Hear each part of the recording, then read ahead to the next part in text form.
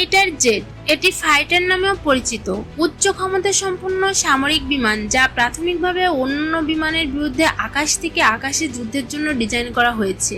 উক্ত ফাইটার জেটগুলি ক্ষেপণাস্ত্র এবং বোমাসহ বিভিন্ন ধরনের অস্ত্র বহন করে। ফাইটার জেটগুলো বিশ্বজুড়ে আধুনিক বিমান বাহিনীর একটি অবিচ্ছেদ্য অংশ। এগুলোকে বিভিন্ন মিশনের জন্য ব্যবহার করা হয়। আজকের পর্বে এরকমের কিছু যুদ্ধবিমান আপনাদের দেখাতে চলেছি। F-22 Raptor. F-22 র্যাপটর হলো একটি আধুনিক যুদ্ধবিমান। এই বিমানটি মূলত যুদ্ধের জন্য ব্যবহার করা হয়ে থাকে। এই বিমানটি বিশেষভাবে আত্মবিশ্বাসী এবং কার্যকরী যুদ্ধবিমান হিসেবে পরিচিত। এই বিমানটি বিভিন্ন ক্ষেত্রে ব্যবহৃত হয়। F-22 র্যাপটর বিশেষভাবে একটি বিশাল ধ্বংসপ্রবণতা ও উচ্চ গতির সাথে প্রস্তুত হয়েছে।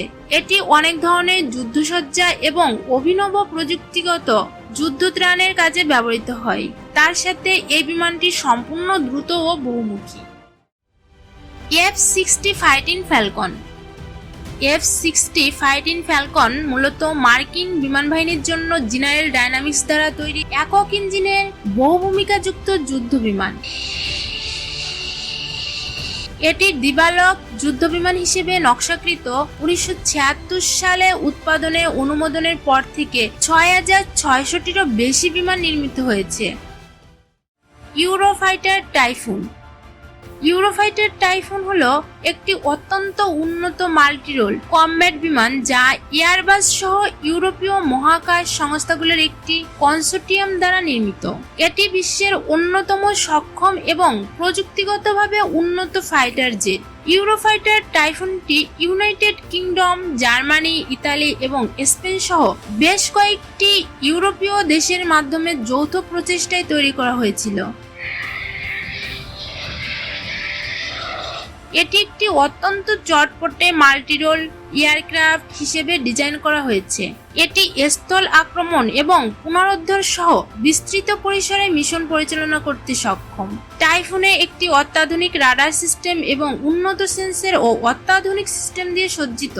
এই সিস্টেমগুলি পাইলটকে পরিস্থিতিগত সচেতনতা প্রদান করে। বিমানটি একই সাথে একাধিক লক্ষ্য শনাক্ত করতে সক্ষম।